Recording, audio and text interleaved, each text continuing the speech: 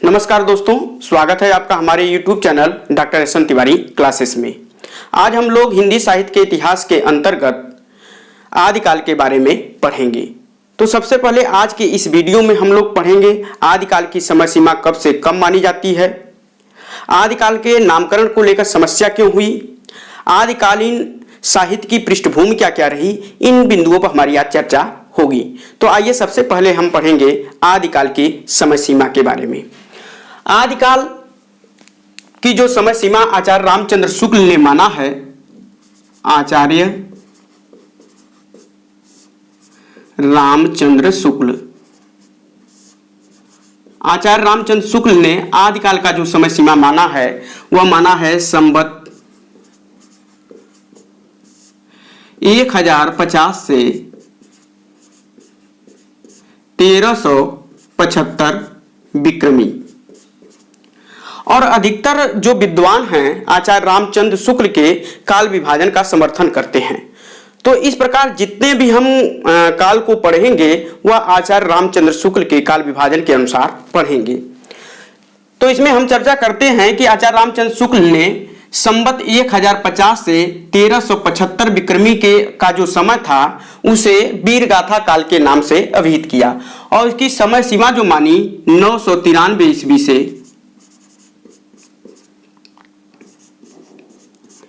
1318 ईस्वी तक।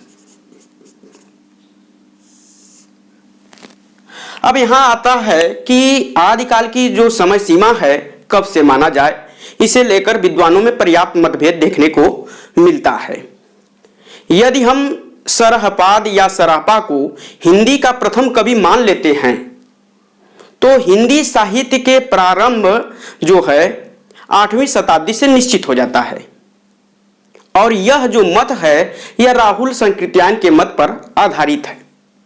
यानी कि सरापा को जब हम हिंदी का प्रथम कवि स्वीकार कर लेते हैं तो हिंदी साहित्य के आदिकाल की जो प्रारंभिक सीमा है उसकी जो समय होता है वह 8वीं शताब्दी निर्धारित हो जाता है या निश्चित हो जाता है। और यह मत राहुल संकृत्यायन के मत पर आधारित है। और हम देखते हैं कि आचार्य बहुत से विद्वान जो है महापंडित राहुल संकृत्यायन के मत का समर्थन करते हैं। तो सबसे पहले हम यदि सराहपा को हिंदी का अगर प्रथम कवि स्वीकार करते हैं, हिंदी का प्रथम कवि यदि हम स्वीकार कर लेते हैं तो हम देखते हैं कि जो आदिकाल की जो समय सीमा है यानी कि जो सराहपा का समय काल था 769 ईस्वी था। इस प्रकार आदिकाल की जो समय सीमा निर्धारित होती है वह 8वीं शताब्दी हो जाती है। और यह जो है राहुल संकृत्यायन के मत पर आधारित है, राहुल संकृत्यायन के मत पर आधारित है। और हम देखते हैं कि अनेक विद्वान जो है राहुल जी के मत का समर्थन करते हैं। और जो विद्वान समर्थन करते हैं उनमें हैं शिव सिंह सेंगर,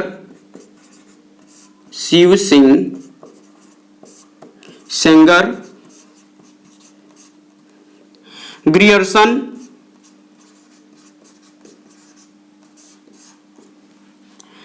शिव सिंह सेंगर, ग्रियर्सन, मिश्र बंधु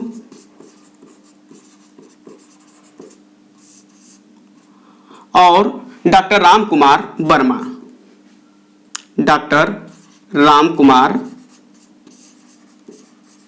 वर्मा।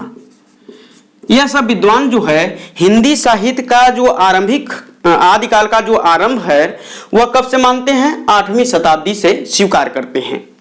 एक दूसरा भी पक्ष है, एक दूसरे विद्वानों का भी गुट है जो हिंदी साहित्य के आदिकाल की प्रारंभिक सीमा जो है 10वीं शताब्दी से निश्चित करते हैं। उन विद्वानों में का जो नेतृत्व करते हैं वह आचार्य रामचंद्र शुक्ल करते हैं। आचार्य रामचंद्र शुक्ल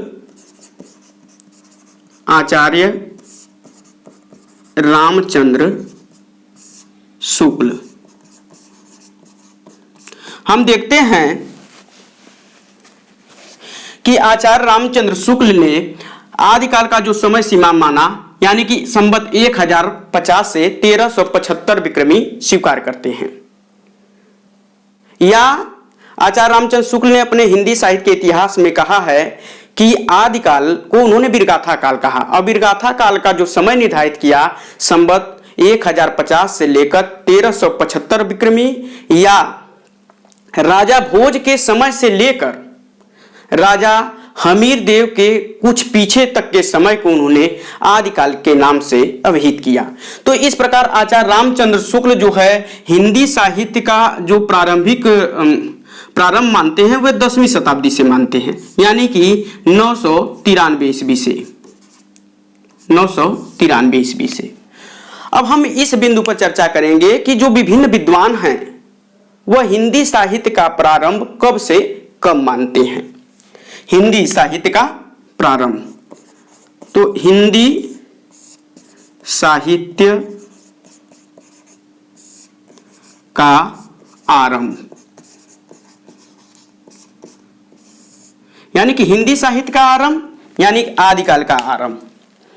अब यहां पर बात आती है कि हिंदी साहित्य का आरंभ कब से माना जाए, तो इस बिंदु को लेकर भी विद्वानों में पर्याप्त मतभेद देखने को मिलता है और यह मतभेद का जो प्रमुख कारण रहा है वह भाषा को लेकर रहा है। चूंकि अपभ्रंश भाषा और हिंदी के प्रारंभिक रूप को लेकर यह जो विवाद उत्पन्न होता है कि हिंदी साहित्य का आरंभ कब से माना जाए। चूंकि हिंदी का आरंभ जो है सबसे पहले संस्कृत के बाद पाली, पाली के बाद प्राकृत, अपराकृत के बाद अपभ्रंश और अपभ्रंश के बाद हिंदी का आविर्भाव हुआ। यानी कि सबसे पहले जो भाषा थी संस्कृत थी, संस्कृत के बाद पाली हुई, पाली के बाद प्राकृत हुई, प्राकृत के बाद अपभ्रंश हुई, अपभ्रंश के बाद हिंदी अर्थात आधुनिक आर्य भाषाओं का विकास हुआ।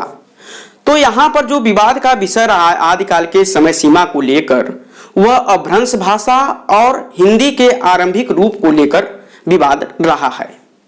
चूंकि कुछ विद्वान अपभ्रंश साहित्य को भी हिंदी साहित्य के आदिकाल में सम्मिलित करते हैं, तो कुछ विद्वान आरंभिक हिंदी से हिंदी साहित्य का आरंभ मानते हैं। इस प्रकार विद्वानों में यह पर्याप्त मतभेद देखने को मिलता है कि कुछ विद्वान आदिकाल की समय सीमा 8वीं शताब्दी मानते हैं तो कुछ 10वीं शताब्दी मानते हैं।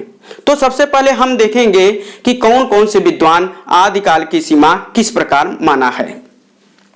तो सबसे पहले हम चर्चा करेंगे चंद्रधर शर्मा गुलेरी। चंद्रधर शर्मा गुलेरी, चंद्रधर शर्मा गुलेरी ने उत्तर अपभ्रंश को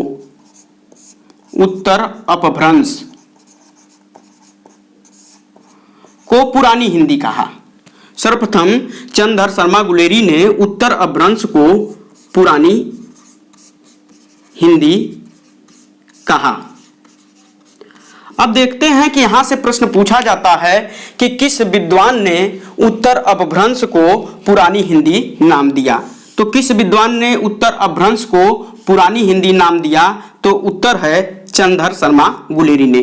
चंद्रधर शर्मा गुलेरी ने सर्वप्रथम उत्तर अपभ्रंश को पुरानी हिंदी नाम दिया।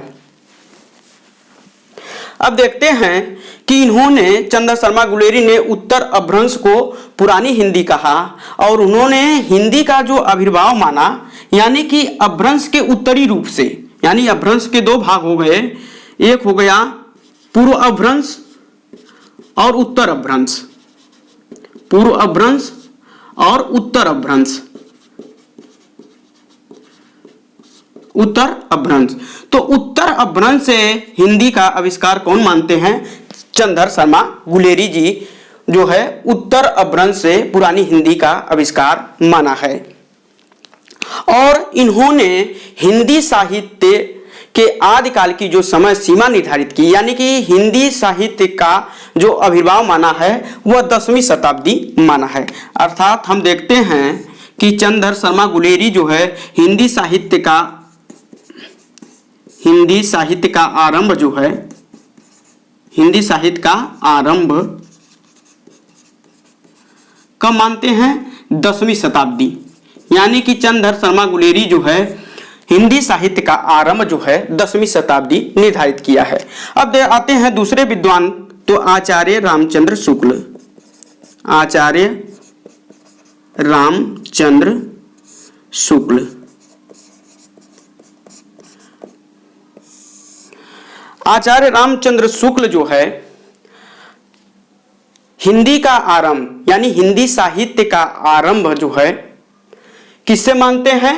प्राकृताभास हिंदी, यानी कि हिंदी को उन्होंने क्या कहा? अपभ्रंश को उन्होंने प्राकृताभास हिंदी कहा है। यानी कि शुक्ल जी ने अपभ्रंश को प्राकृताभास हिंदी और इसी से जो है हिंदी साहित्य का आविर्भाव माना है, प्राकृताभास हिंदी। यह भी प्रश्न पूछा जाता है कि अपभ्रंश को प्राकृताभास हिंदी का नाम किसने दिया? तो आचार्य रामचंद्र शुक्ल ने। उत्तर अपभ्रंश को पुरानी हिंदी किसने कहा? तो चंद्रधर शर्मा गुलेरी ने। तो प्राकृताभास हिंदी का मतलब क्या होता है? हम देखते हैं कि हिंदी साहित्य का जो आरंभ होता है सबसे पहले संस्कृत, संस्कृत के बाद पाली, पाली के बाद प्राकृत, और प्राकृत के बाद अपभ्रंश, और अपभ्रंश के बाद हिंदी का आविष्कार होता है। यानी कि प्राकृताभास हिंदी, अपभ्रंश को इन्होंने क्या कहा? प्राकृताभास हिंदी। यानी कि प्राकृत से जब अपभ्रंश का उद्भव हुआ तो उसमें जो है प्राकृत के भी कुछ शब्द दिखाई दिए। यानी कि प्राकृताभास हिंदी का अर्थ यहां पर होता है अपभ्रंश से, यानी कि प्राकृताभास का अर्थ होता है कि प्राकृत की रूढ़ियों से बद्ध हिंदी, यानी कि प्राकृत के रूढ़ियों से बद्ध हिंदी। यानी कि उन्होंने अपभ्रंश को जो नाम दिया, इस अपभ्रंश को नाम दिया वह प्राकृताभास हिंदी कहा है। और इस प्रकार उन्होंने हिंदी साहित्य का जो आरंभ माना, हिंदी साहित्य का उन्होंने आरंभ जो माना वह माना है 993 ईस्वी से। यानी कि हम रामचंद्र शुक्ल के काल विभाजन को पढ़े कि उन्होंने हिंदी साहित्य के आदिकाल का जो समय सीमा माना संवत 1050 से 1375 विक्रमी, अर्थात राजा भोज के समय से लेकर हमीर देव के कुछ पीछे के समय को उन्होंने आदिकाल के नाम से अभिहित किया। तो इस प्रकार हम देखते हैं कि आचार्य रामचंद्र शुक्ल ने हिंदी का आरंभ जो है 993 ईस्वी से मानते हैं। अगले विद्वान आते हैं भोला शंकर व्यास। भोला शंकर व्यास। भोला शंकर व्यास ने हिंदी के आरंभिक अवस्था को अवहट्ट कहा। यानी कि हिंदी साहित्य का जो आरंभ मानते हैं वह अवहट्ट से मानते हैं। यानी कि हिंदी के आरंभिक रूप को अवहट्ट कहा। हिंदी के आरंभिक रूप को अवहट्ट कहा। अवहट्ट कहा। तो यह भी प्रश्न कई बार पूछा गया है कि हिंदी के आरंभिक रूप को अवहट्ट किसने कहा है? तो उत्तर होगा भोला शंकर व्यास ने। भोला शंकर व्यास ने हिंदी के आरंभिक रूप को अवहट्ट कहा है। और इन्होंने हिंदी का जो आविर्भाव माना है, यानी कि आरंभिक हिंदी का जो आविर्भाव हुआ वह किससे हुआ? अवहट्ट से हुआ। तो हम देखते हैं कि सबसे पहले संस्कृत का होता है विकास, फिर संस्कृत के बाद पाली, पाली के बाद प्राकृत, प्राकृत के बाद अपभ्रंश, अपभ्रंश के बाद अवहट्ट, अवहट्ट के बाद हिंदी का आविर्भाव होता है। तो हम देखते हैं कि जो हिंदी का आविर्भाव हुआ है वह अवहट्ट से हुआ है। तो इस प्रकार भोला शंकर व्यास जो है हिंदी के आरंभिक रूप को क्या नाम दिया? अवहट्ट नाम दिया है। इसके बाद आप आते हैं राहुल संकृत्यायन। राहुल सांकृत्यायन। राहुल सांकृत्यायन ने अपभ्रंश को, राहुल सांकृत्यायन ने अपभ्रंश को, अपभ्रंश को पुरानी हिंदी कहा। यह भी प्रश्न पूछा जाता है, पुरानी हिंदी कहा। तो यहाँ से जो प्रश्न आते हैं कि उत्तर अपभ्रंश को सर्वप्रथम पुरानी हिंदी किसने कहा, तो इसका उत्तर होगा चंद्रधर शर्मा गुलेरी ने उत्तर अपभ्रंश को सर्वप्रथम पुरानी हिंदी के नाम से अभिहित किया। आगे देखते हैं, चंद्रधर शर्मा गुलेरी ने सर्वप्रथम उत्तर अपभ्रंश को पुरानी हिंदी कहा। दूसरा है आचार्य रामचंद्र शुक्ल ने अपभ्रंश को प्राकृताभास हिंदी कहा, अर्थात प्राकृताभास का अर्थ होता है प्राकृत के रूढ़ियों से बहुत कुछ बद हिंदी। यह भी पूछा जा सकता है कि प्राकृताभास का अर्थ क्या होता है, तो प्राकृत के रूढ़ियों से बहुत कुछ बद हिंदी, यानी कि उन्होंने जो हिंदी साहित्य का आरंभ माना वह प्राकृत के रूढ़ियों से, यानी प्राकृताभास हिंदी कहा, यानी कि उसमें प्राकृत के शब्दों की अधिकता उन्होंने बताई। तीसरा है भोला शंकर व्यास, उन्होंने हिंदी के आरंभिक रूप को अवहट कहा। और चौथे जो विद्वान आते हैं महापंडित राहुल संकृत्यायन जी, इन्होंने अपभ्रंश को पुरानी हिंदी कहा। और हम देखते हैं कि राहुल जी और चंद्रधर शर्मा गुलेरी, राहुल जी और चंद्रधर शर्मा गुलेरी के मत का समर्थन जो है डॉक्टर राम कुमार वर्मा, डॉक्टर राम कुमार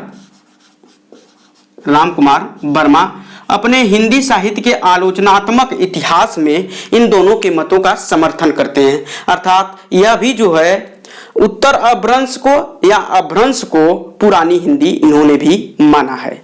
तो एक बार और देखेंगे, आदिकाल का जो अगर हम समय सीमा की बात करें तो आदिकाल की जो समय सीमा आचार्य रामचंद्र शुक्ल ने माना है संवत 1050 से 1375 विक्रमी, अर्थात 993 ईस्वी से 1318 ईस्वी के समय को आचार्य रामचंद्र शुक्ल ने वीरगाथा काल के नाम से अभिहित किया है। अभी हम लोग जब नामकरण पर चर्चा करेंगे तो इस पर चर्चा होगी। इसके बाद आते हैं कि यदि हम सरापा को जो समय सीमा निर्धारित करना है, इसमें देखते हैं कि विद्वानों में पर्याप्त मतभेद देखने को मिलता है। यदि हम सरापा को हिंदी का प्रथम कवि स्वीकार कर ले तो हिंदी साहित्य का आरंभ जो है 8वीं शताब्दी निश्चित हो जाता है। और यह किसके मत पर आधारित है? पंडित राहुल संकृत्यायन के मत पर आधारित है। और हम देखते हैं कि बहुत से विद्वान इनसे दूर तक सहमत दिखाई देते हैं। और जो विद्वान इनसे सहमत हैं उनमें नाम आता है शिव सिंह सेंगर, ग्रियर्सन, मिश्र बंधु और राम कुमार वर्मा जो है राहुल जी के मत का समर्थन करते हुए हिंदी साहित्य के आदिकाल का जो प्रारंभ मानते हैं वह 8वीं शताब्दी मानते हैं। इसके बाद दूसरे जो विद्वान आते हैं उन्होंने जो है हिंदी साहित्य का आरंभ जो है 10वीं शताब्दी निश्चित किया है, यानी कि ईसा के 10वीं शताब्दी से मानते हैं। और उसका जो निर्देशन करते हैं यानी कि उसका जो समर्थन करते हैं वह है आचार्य रामचंद्र शुक्ल।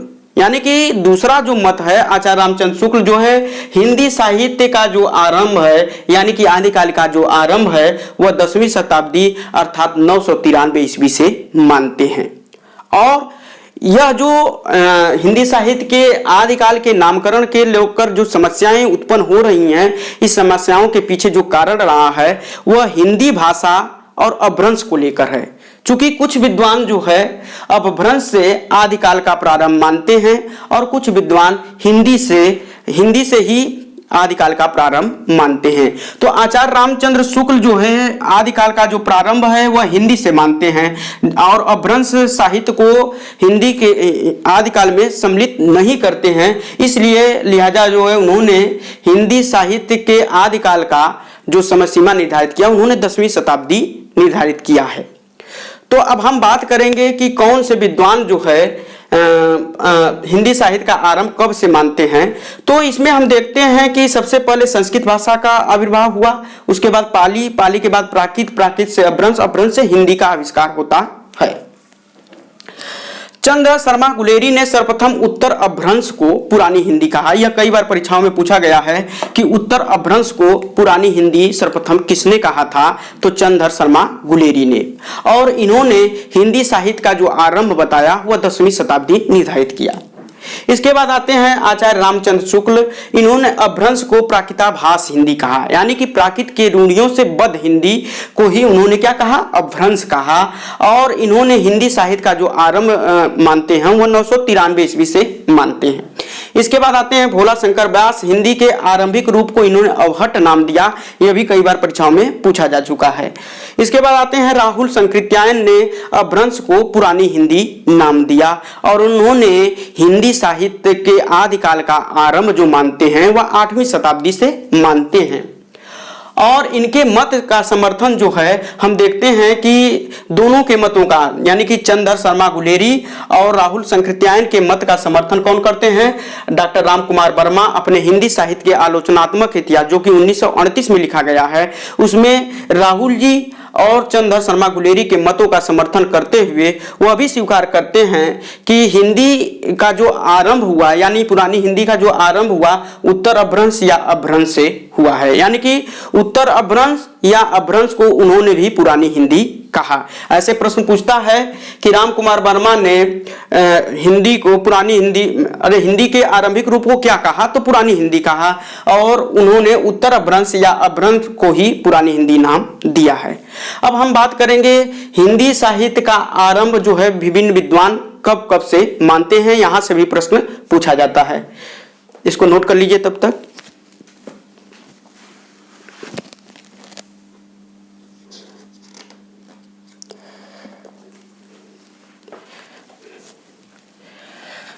अब देखेंगे कि हिंदी साहित्य का के आदिकाल का आरंभ जो है विद्वान कब कब से मानते हैं।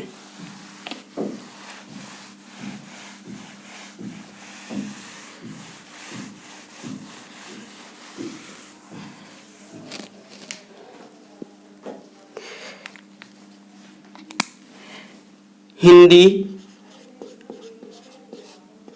साहित्य का आरंभ, हिंदी साहित्य का आरंभ, इसमें सबसे पहले जो नाम आता है वह आता है सर जॉर्ज ग्रियर्सन का। Sir George Grierson, sir George Grierson ने हिंदी साहित्य का आरंभ जो माना है वह 700 ईस्वी से माना है। इसके बाद हम आते हैं मिश्र बंधु। मिश्र बंधुओं ने हिंदी साहित्य का जो आरंभ माना है वह माना है संवत 700 या सन में हम देखेंगे तो 643 ईस्वी से, यानी कि मिश्र बंधुओं ने हिंदी साहित्य का जो आरंभ माना वह 643 ईस्वी से माना है। डॉक्टर राम कुमार वर्मा, डॉक्टर राम कुमार वर्मा ने हिंदी साहित्य का जो आरंभ माना है वह माने हैं संवत, चूंकि इनके हम काल विभाजन को पढ़ चुके हैं, 750 या सन में हम देखेंगे तो 693 ईस्वी से। इसके बाद आते हैं आचार्य रामचंद्र शुक्ल। आचार्य रामचंद्र शुक्ल, आचार्य रामचंद्र शुक्ल ने हिंदी साहित्य का जो आरंभ माना है वह 993 ईस्वी से माना है। 993 ईस्वी या संवत 1050 से। इसके बाद जो विद्वान आते हैं हजारी प्रसाद द्विवेदी। आचार्य हजारी प्रसाद द्विवेदी, आचार्य हजारी प्रसाद द्विवेदी जो है हिंदी साहित्य का आरंभ जो है 10वीं शताब्दी से मानते हैं। इसके बाद आएंगे हम लोग डॉक्टर गणपत चंद्र गुप्त। डॉक्टर गणपत चंद्र गुप्त ने हिंदी साहित्य का आरंभ जो है 1184 ईस्वी से माना है। चंद्र शर्मा गुलेरी, चंद्र शर्मा गुलेरी, गुलेरी जी ने हिंदी साहित्य का आरंभ 10वीं शताब्दी स्वीकार किया है।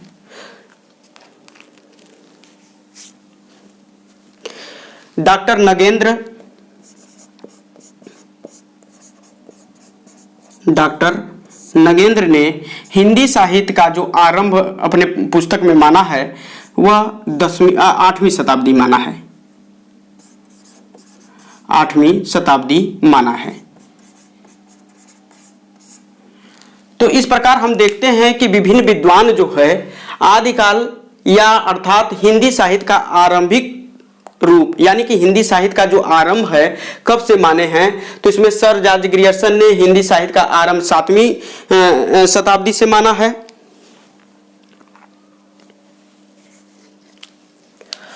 मिश्र बंधुओं ने हिंदी साहित्य का आरंभ 643 ईस्वी से माना है। डॉक्टर राम कुमार वर्मा ने हिंदी साहित्य का आरंभ 693 ईस्वी से माना है।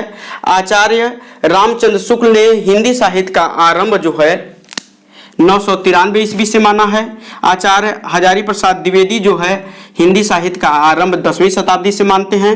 डॉक्टर गणपत चंद्र गुप्त जो है हिंदी साहित्य का आरंभ 1184 ईस्वी से मानते हैं, और जबकि चंद्र शर्मा गुलेरी 10वीं शताब्दी से, और डॉक्टर नगेंद्र जो है 8वीं शताब्दी से मानते हैं। तो प्यारे साथियों, यहाँ से भी प्रश्न पूछा जाता है कि हिंदी साहित्य का आरंभ विद्वानों ने कब से माना है।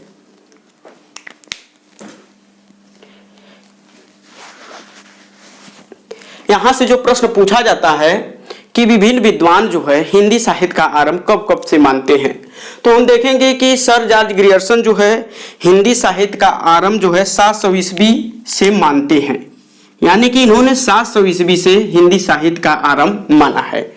मिश्र बंधु जो है 693 ईस्वी से 43 ईस्वी से मानते हैं, जबकि राम कुमार वर्मा 693 ईस्वी से और आचार्य रामचंद्र शुक्ल 993 ईस्वी से मानते हैं। तो हम देखते हैं कि यहाँ से अधिकतर प्रश्न, चाहे टीजीटी की परीक्षा हो या पीजीटी की परीक्षा हो, यहाँ से प्रश्न आप आए हैं। आप देख सकते हैं पीछे के पेपर को उठाकर कि यहाँ से प्रश्न पूछे गए हैं कि आचार्य रामचंद्र शुक्ल ने हिंदी साहित्य का आरंभ कब से माना है, तो 993 ईस्वी से। ऐसे पूछा गया है प्रश्न कि आचार्य हजारी प्रसाद द्विवेदी हिंदी साहित्य का आरंभ कब से मानते हैं, तो 10वीं शताब्दी से। अब हम देखेंगे कि हिंदी साहित्य की प्रथम रचना किसे माना जाए और हिंदी साहित्य का प्रथम कवि किसे माना जाए, इस पर चर्चा करेंगे। तब तक आप इसको नोट कर लीजिए।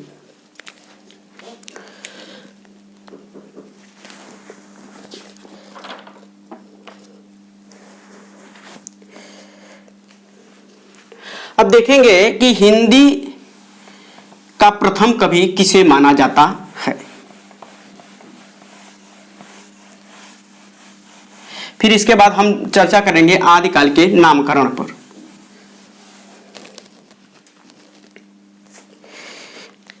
हिंदी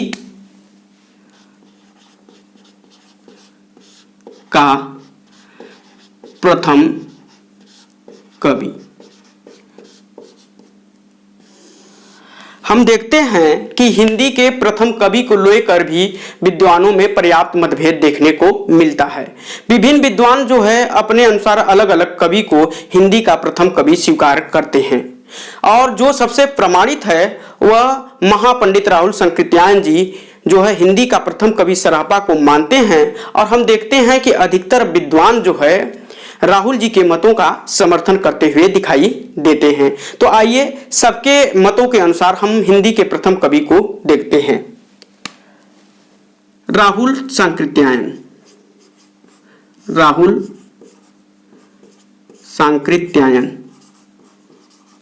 राहुल सांकृत्यायन ने हिंदी का प्रथम कवि जो माना है वह सरहपा को माना है। सरहपा, इन्हीं का नाम सरहपाद भी है। सरहपाद।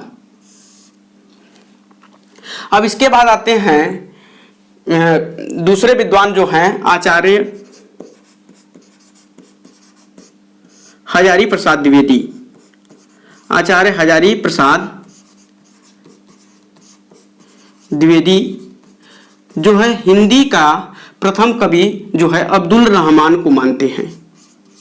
अब्दुल रहमान। अब्दुल रहमान को हिंदी का प्रथम कवि मानते हैं। डॉक्टर राम कुमार वर्मा। डॉक्टर राम कुमार वर्मा जो है स्वयंभू को हिंदी का प्रथम कवि माना है। स्वयंभू को हिंदी का प्रथम कवि माना है। इसके बाद आते हैं डॉक्टर गणपत चंद्र गुप्त। गणपत चंद्र गुप्त जो है हिंदी का प्रथम कवि शालभद्र सूरी को मानते हैं। शालभद्र सूरी को मानते हैं। चंद्रधर शर्मा गुलेरी। चंद्रधर शर्मा गुलेरी। गुलेरी जी जो है हिंदी का प्रथम कवि राजा मुंज को मानते हैं। राजा मुंज को हिंदी का प्रथम कवि स्वीकार करते हैं। इसके बाद आते हैं शिव सिंह सेंगर। शिव सिंह सेंगर इन्होंने पुष्य या पुंड को हिंदी का प्रथम कवि स्वीकार करते हैं।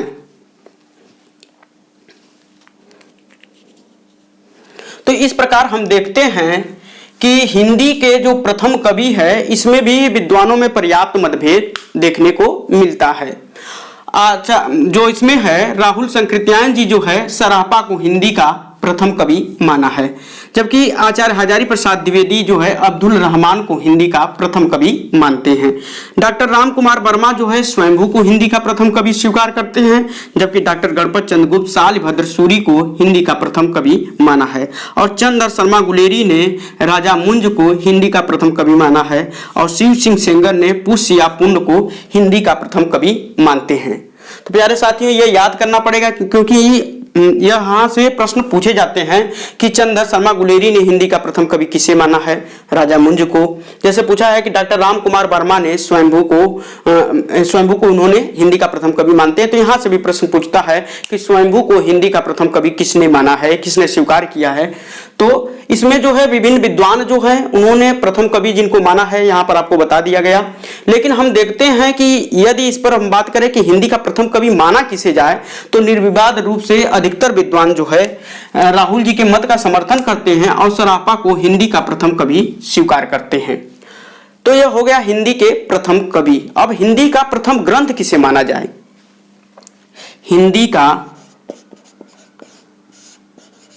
हिंदी साहित्य की प्रथम रचना, हिंदी साहित्य की प्रथम रचना,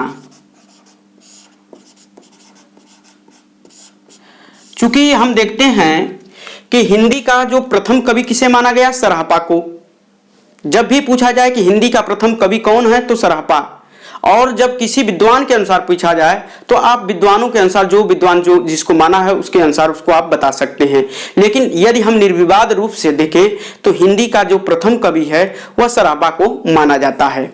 अब इसमें पूछा जाता है कि हिंदी की साहित्य की प्रथम रचना, चूंकि हिंदी के प्रथम कवि सरापा हैं तो हिंदी की प्रथम रचना भी सरापा की होनी चाहिए, लेकिन ऐसा नहीं है।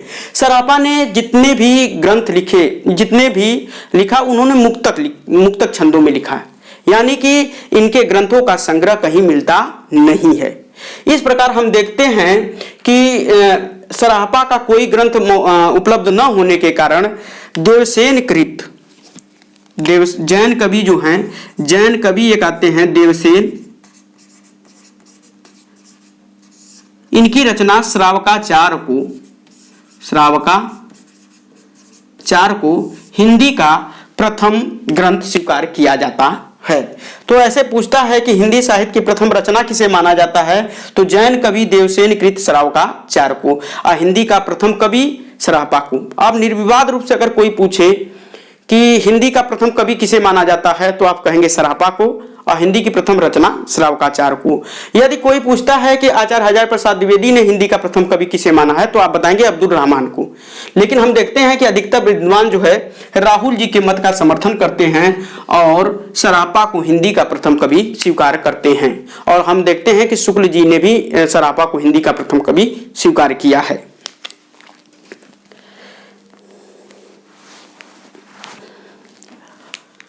हिंदी साहित्य की जो प्रथम रचना है श्रावकाचार्य 933 ईस्वी में लिखी गई थी। तो यानी कि हिंदी की प्रथम रचना कब मिलती है? 933 ईस्वी अर्थात 10वीं शताब्दी में। इसीलिए हम देखते हैं कि आचार्य रामचंद्र शुक्ल जो है हिंदी साहित्य का आरंभ 10वीं शताब्दी मानते हैं, जबकि कुछ विद्वान जो है सरापा के समय को लेकर हिंदी साहित्य के आदिकाल की जो समय सीमा निर्धारित करते हैं वह 8वीं शताब्दी करते हैं।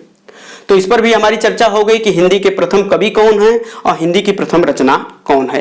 तो विभिन्न विद्वानों के मत के अनुसार हिंदी के प्रथम कवि को हम लोगों ने देखा, और अगर वैसे पूछा जाए कि हिंदी का प्रथम कवि किसे माना जाता है तो सीधे सीधे आप बताएंगे सरापा को हिंदी का प्रथम कवि माना जाता है।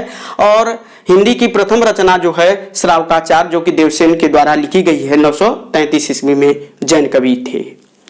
तो अब हम चर्चा करेंगे आदिकाल के नामकरण को लेकर समस्या क्यों उत्पन्न हुई, इस पर चर्चा करेंगे। आइए देखते हैं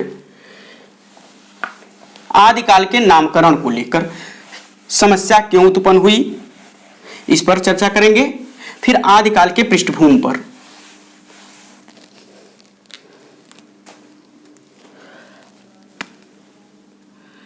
आदिकाल के नामकरण,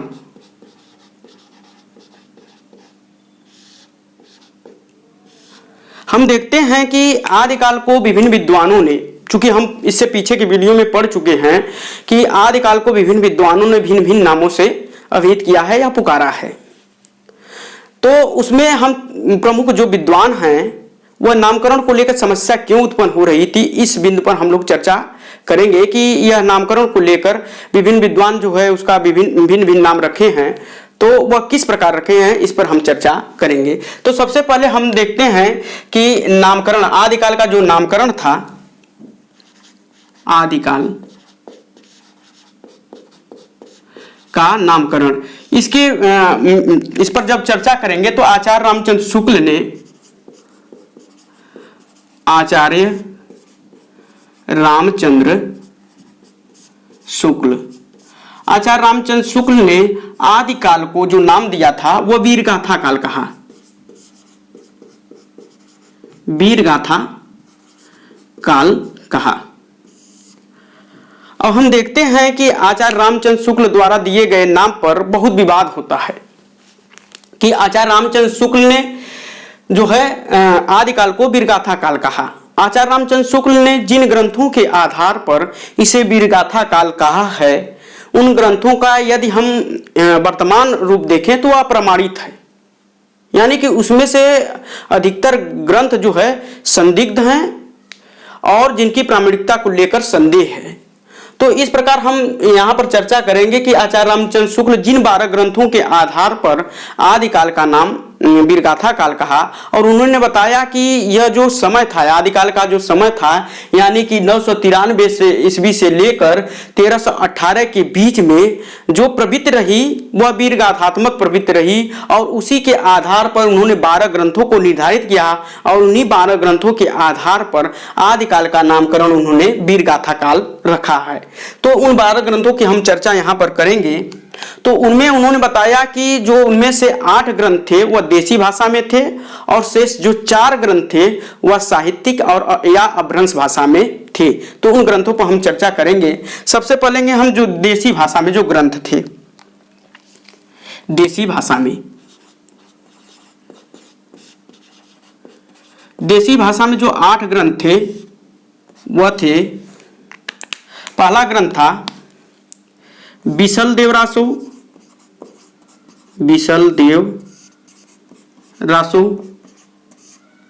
इसके जो कवि हैं नरपति नाल्य। दूसरा जो ग्रंथ था खुमार रासो।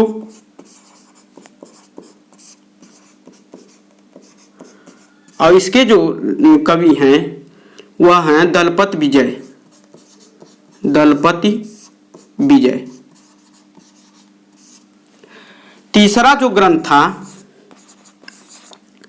वह था पृथ्वीराज रासो।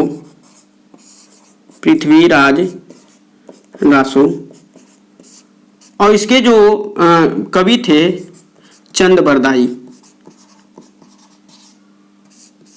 इसे चंदबरदाई ने लिखा। चौथा जो ग्रंथ था बिसलदेव रासो हो गया, खुमार रासो हो गया, पृथ्वीराज रासो हो गया, एक आलखंड या परमाल रासो जिसे कहते हैं, परमाल रासो, जिसे आलखंड के नाम से भी हम जानते हैं, बाद में इस पर चर्चा हमारी होगी विस्तृत। आलखंड जिसके रचनाकार हैं जगनिक, जन कवि जगनिक। इसके बाद आता है जयचंद्र प्रकाश, जयचंद्र प्रकाश जिसके लेखक हैं भट्ट केदार। छठा जो है जयमयंक जस चंद्रिका, जयमयंक जस चंद्रिका, यह ग्रंथ है मधुकर कवि का, मधुकर कवि। इसके बाद सातवां जो ग्रंथ है विद्यापति,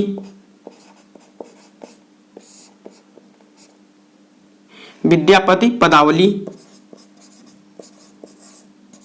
यह विद्यापति की है। इसके बाद आठवां जो ग्रंथ है खुसरो की पहेलियां, खुसरो की पहेलियां, खुसरो की पहेलियां, इसके जो रचनाकार हैं अमीर खुसरो।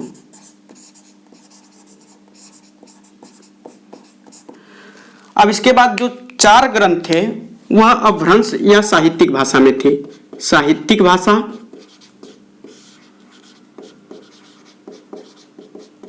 या अपभ्रंश में थे।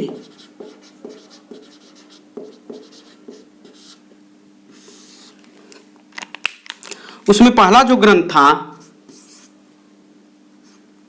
विजयपाल रासो,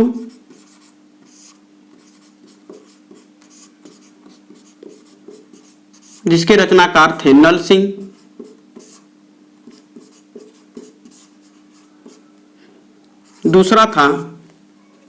दूसरा जो ग्रंथ है उसका नाम है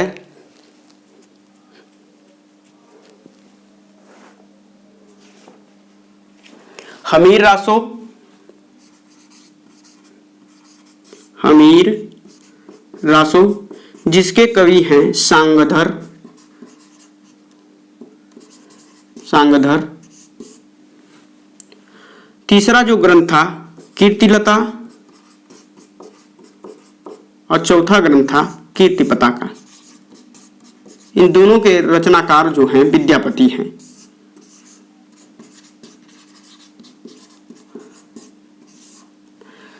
तो हम देखते हैं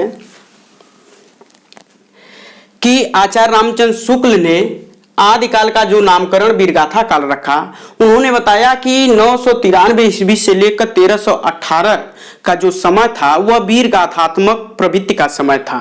यानी कि उस समय की रचना में वीर रस प्रधान होने के कारण उन्होंने उस युग का नाम क्या रखा, वीरगाथा काल रखा।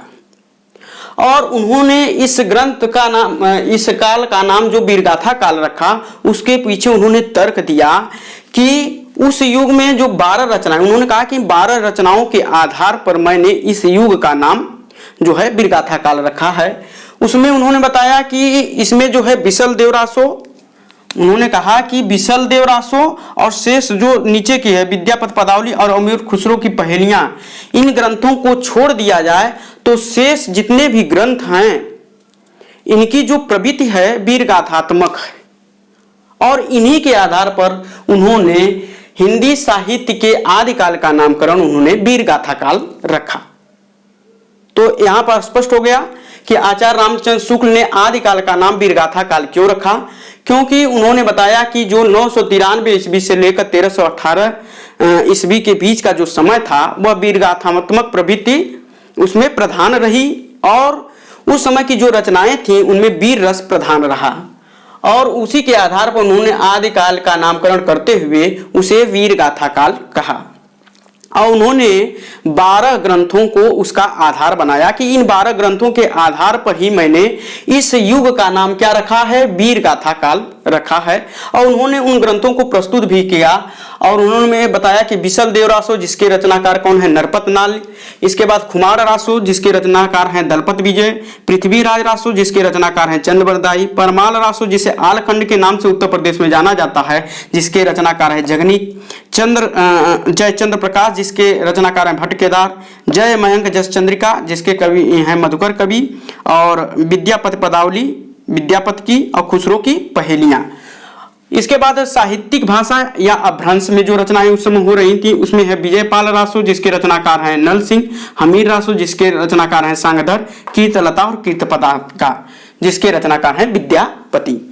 उन्होंने बताया कि इन जो 12 ग्रंथ हैं, उन्होंने जिन 12 ग्रंथों को साक्ष्य के रूप में प्रस्तुत किया उनमें से कहा कि पहले ग्रंथ यानी कि विसल देव रासो और अंतिम 2 विद्यापति पदावली अमीर खुसरो की पहेलियां को छोड़ दिया जाए तो सभी ग्रंथों की जो प्रवृत्ति है वह वीर गाथात्मक है, यानी कि उसमें वीर रस प्रधान है। इसलिए मैंने इस युग का नाम वीर गाथा काल रखा। अब यहाँ प्रश्न उठता है कि बाद के जो परवर्ती विद्वान आते हैं शुक्ल जी के इस मत का जो है विरोध करते हैं, कहते हैं कि यदि हम इन ग्रंथों के आधार पर ही आदिकाल का नामकरण कर देंगे तो जो अपभ्रंश साहित्य में लिखे गए ग्रंथ हैं जैसे सिद्ध साहित्य, जैन साहित्य, नाथ साहित्य, उन ग्रंथों का क्या होगा। तो शुक्ल जी जवाब देते हैं कि जैन साहित्य, सिद्ध साहित्य और नाथ साहित्य ये जो ग्रंथ हैं वह धार्मिक ग्रंथ हैं, यानी कि उस युग में जितने भी ग्रंथ लिखे गए हैं वह धार्मिक ग्रंथ उनको बताते हैं और सांप्रदायिक ग्रंथ कहकर उन्हें साहित्य की श्रेणी से वह बाहर कर देते हैं। यानी कि शुक्ल जी का जो यह नामकरण किया गया वीरगाथा काल, वह वीरगाथा काल में इतनी ही रचनाओं को उन्होंने साक्ष्य के रूप में प्रस्तुत किया। अब बात आती है कि सिद्ध साहित्य जिसे हम हिंदी साहित्य का आरंभ मानते हैं, सिद्ध साहित्य हो, नाथ साहित्य हो, जैन साहित्य हो, इन साहित्य को हम कहां पर रखेंगे, लौकिक साहित्य। तो शुक्ल जी उन्हें सांप्रदायिक ग्रंथ कहकर अपने हिंदी साहित्य के इतिहास में जगह नहीं देते हैं। अब बात आती है इनके परवर्ती विद्वान आचार्य हजारी प्रसाद द्विवेदी जो है तर्क देते हैं कि यदि शुक्ल जी सिद्ध साहित्य को और नाथ साहित्य, जैन साहित्य को धार्मिक ग्रंथ या सांप्रदायिक ग्रंथ कहकर साहित्य की श्रेणी से उसे बाहर करते हैं तो इस आधार पर हमें पूरे भक्ति काल को साहित्य की श्रेणी से बाहर कर देना पड़ेगा, अर्थात वह भी एक प्रकार से धार्मिक या सांप्रदायिक ग्रंथ हो जाएंगे और इस प्रकार तो पूरे भक्ति काल का अस्तित्व ही समाप्त हो जाएगा। तो हम देखते हैं कि शुक्ल जी के वीरगाथा काल जो उन्होंने आदिकाल का नामकरण रखा था इसे अधिकतर विद्वान असहमत दिखाई देते हैं। अब बात आती है दूसरे विद्वान पर हम चर्चा करेंगे। तो आदिकाल को एक विद्वान आते हैं राहुल सांकृत्यायन। राहुल सांकृत्यायन राहुल सांकृत्यायन ने आदिकाल का जो नामकरण रखा वह सिद्ध और सामंत का काल कहा, यानी कि आदिकाल को उन्होंने क्या कहा, सिद्ध सामंत युग, सिद्ध सामंत काल।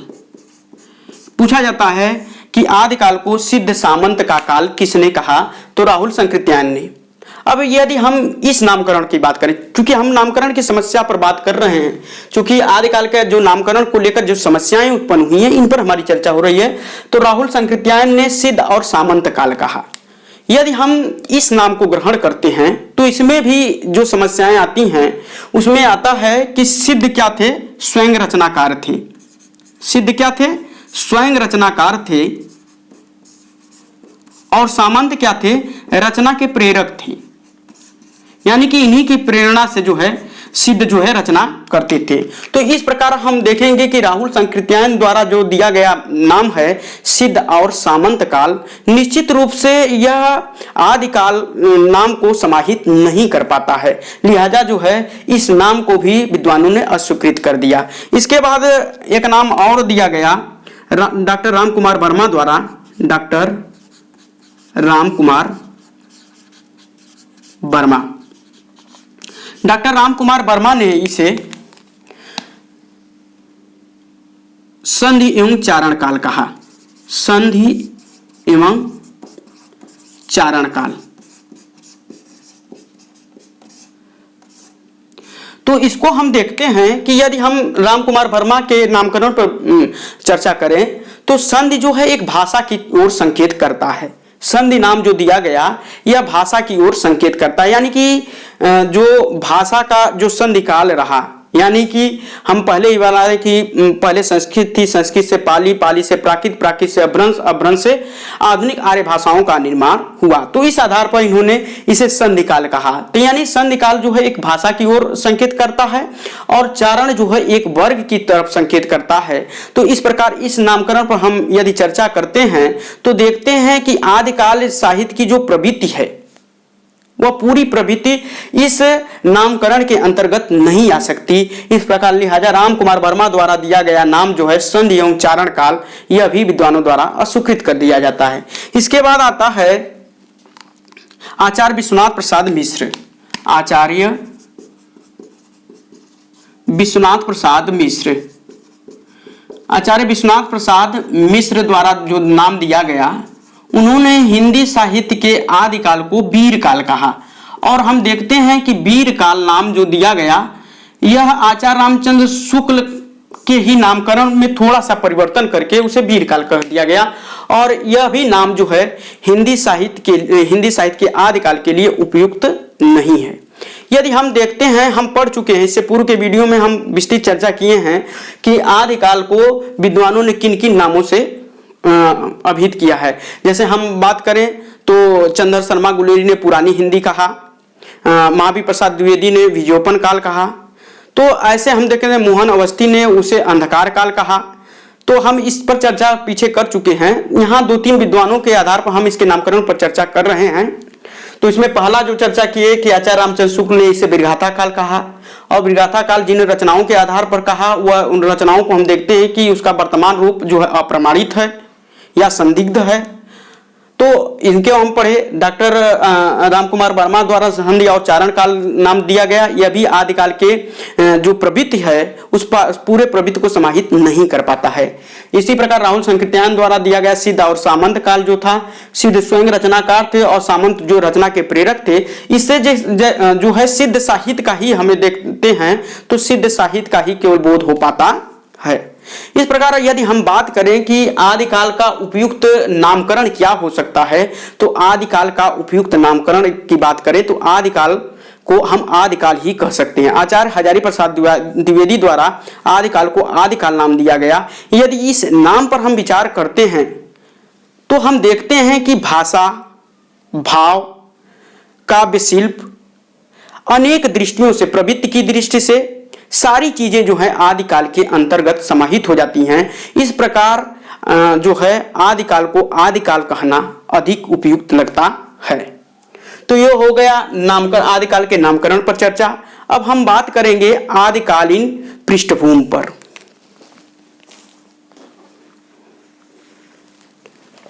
आदिकाल की पृष्ठभूमि को थोड़ा सा समझ लेंगे, इसके बाद हम कल से जो है अपभ्रंश साहित्य के बारे में पढ़ेंगे।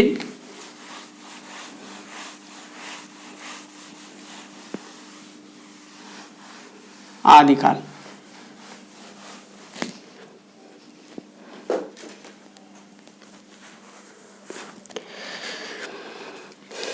आदिकालीन पृष्ठभूमि, आदिकाल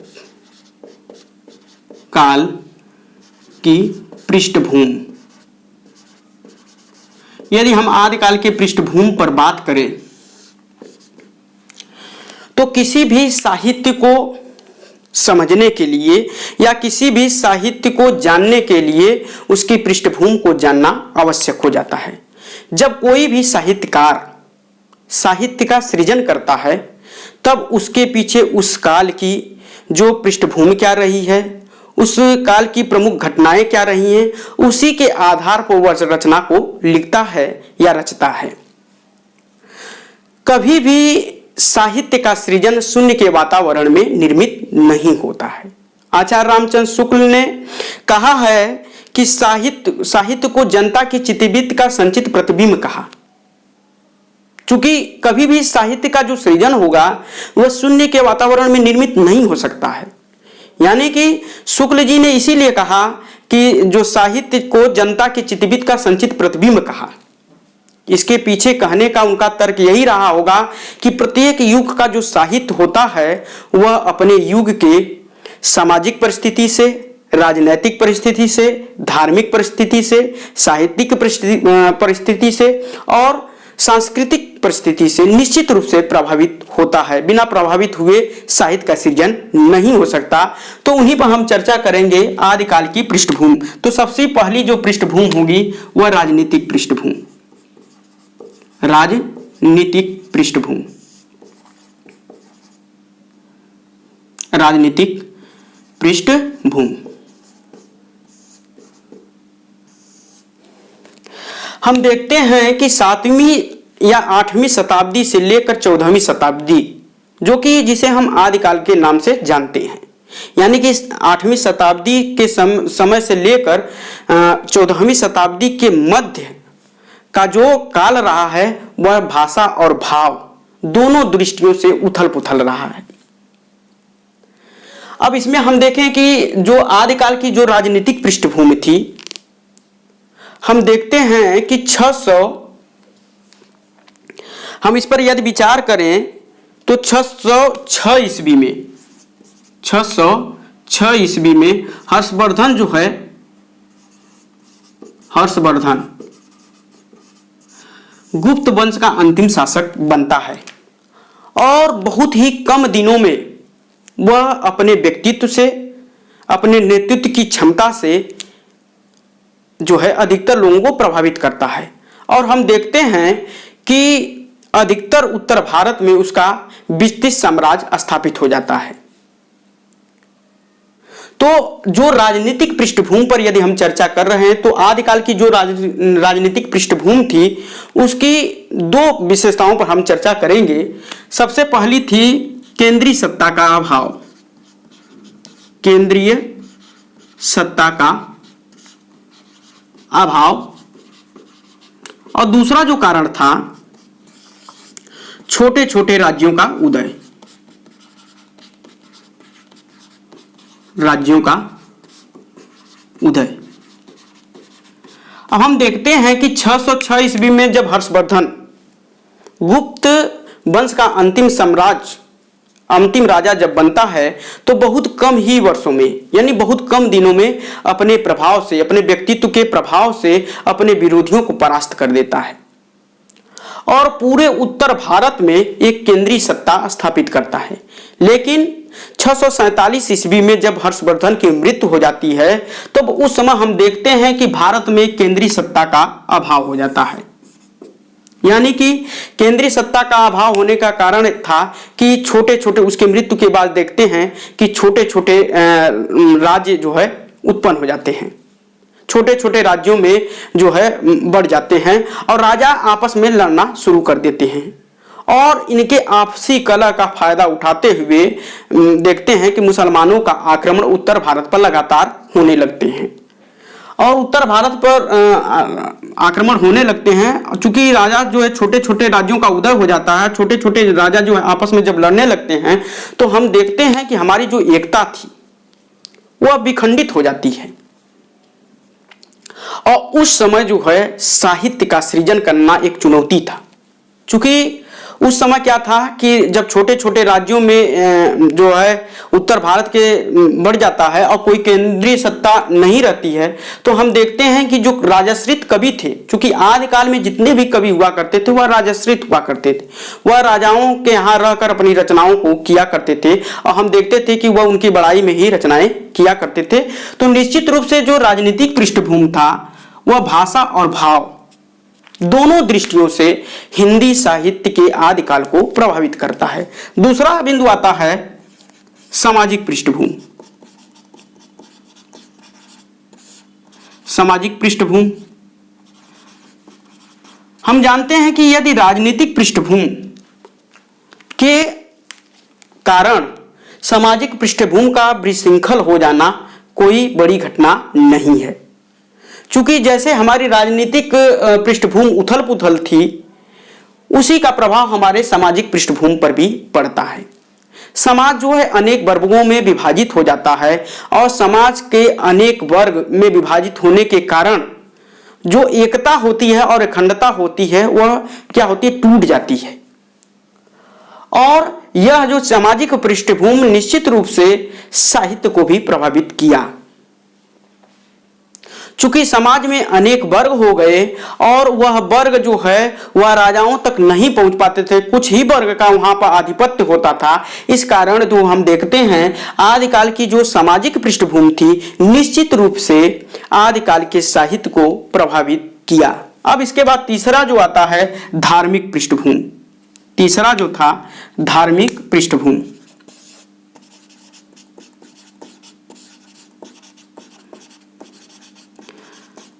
देखते हैं कि धार्मिक पृष्ठभूमि क्या था।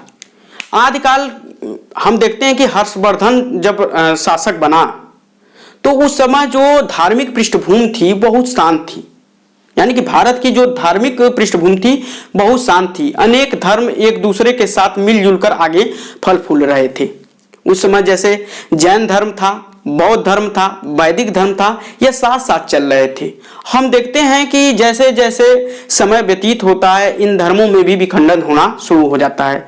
हम पढ़े हैं कि बौद्ध धर्म भी दो भागों में बढ़ जाता है, जैन धर्म भी दो भागों में बढ़ जाता है, वैदिक धर्म जिसे मानने वाले लोग रहे, हिंदू धर्म जो था उसमें भी देखते हैं विघटन होता है और बाद में एक नया धर्म जो है मुस्लिम धर्म जो है ज्यादा प्रभावी होने लगता है। तो हम देखते हैं कि इससे भी साहित्य जो है पूर्ण रूप से प्रभावित हुआ। इसके बाद आते हैं हम साहित्यिक पृष्ठभूमि पर। साहित्यिक पृष्ठभूमि। अब हम आदिकाल के साहित्यिक पृष्ठभूमि पर यदि हम चर्चा करें तो उस समय साहित्य की पृष्ठभूमि क्या रही, तो हम देखते हैं कि आदिकाल के समय में जब छोटे छोटे राजाओं का उदय हो गया, राज्य का उदय हो गया, तो जो कवि हुआ करते थे अपने राजा के यहाँ रहा करते थे और उनके बड़ाई में वह रचनाएं किया करते थे। तो हम देखते हैं कि जो साहित्यिक पृष्ठभूमि था जितना फलना चाहिए था, फलना फूलना चाहिए था, उतना फल फूल नहीं पाती है, यानी कि उसको विस्तार के लिए वह पृष्ठभूमि नहीं मिल पाती है जो मिलना चाहिए था। यानी कि जो राजा के यहाँ आश्रित कवि होते थे उनके बड़ाई में वह लिख देते थे। और ऐसे हम ग्रंथों पर रचना करें, देखें, यदि आदिकालीन के रचनाओं को देखें, चाहे पृथ्वीराज रासो चंद्रबरदाई द्वारा जो लिखा गया, तो इन ग्रंथों पर यदि हम विचार करेंगे तो वह चीजें हमें दिखाई स्पष्ट देती हैं। उसमें जो है और प्रवृत्ति क्या हो जाती है, नगण्य पड़ जाती है उन प्रवृत्तियों के आगे। और हम देखते हैं कि आदिकाल की जो साहित्यिक पृष्ठभूमि थी उसमें तीन प्रकार के उस समय जो है संस्कृत में भी रचनाएं हो रही थी, अपभ्रंश और प्राकृत में भी रचनाएं हो रही थी और प्राकृत में भी रचनाएं हो रही थी, और तीसरा जो था हिंदी में भी रचनाएं हो रही थी। हिंदी यानी कि प्रारंभिक हिंदी, जो हिंदी का प्रारंभिक रूप था उसमें भी रचनाएं हमें देखने को मिलता है। और हम देखते हैं कि किसी का विकास एक रूप में नहीं हो पाया। उसका कारण था कि जो तीन प्रवृत्तियां एक साथ चल रही थी वह संस्कृत साहित्य की रचनाएं जो कि प्रारंभ से ही चली आ रही थी, अपभ्रंश और प्राकृत में भी कुछ रचनाएं होती थी, और जो है देशज भाषाओं में उस समय की जो वर्तमान भाषा थी हिंदी, उसमें भी रचनाएं हमें देखने को मिलती हैं। तो इस प्रकार हम देखते हैं कि आदिकाल की जो साहित्यिक पृष्ठभूमि थी वह भी जो है पूर्ण रूप से जो है इससे प्रभावित हुई। प्यारे साथियों, आज के वीडियो में हम लोग जो है आदिकाल की जो समय सीमा है, आदिकाल का नामकरण की जो समस्या थी, आदिकाल में हम देखें कि हिंदी का प्रथम कवि और उनकी रचनाएं, आदिकाल की समय सीमा विद्वानों ने कब से कब तक माना है, और आदिकाल की पृष्ठभूमि, इन बिंदुओं पर आज हमारी चर्चा हुई। और कल हम लोग जो है अपभ्रंश साहित्य पर चर्चा करेंगे। आज बस इतना ही। धन्यवाद।